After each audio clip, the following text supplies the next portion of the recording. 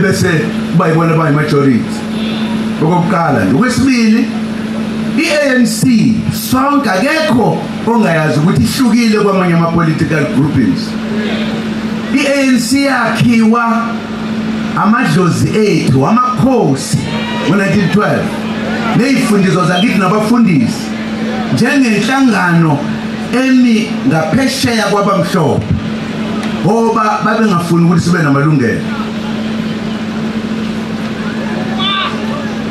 Le organization yakhiwa amakhosi. Uma singayazi lento kufanele sibuze. Ngokuhamba kwesikhathi abelungu bayivala umlomo e-ANC. Bayivala umlomo nje ngoba befuna ukuyihlukanisa namakhosi.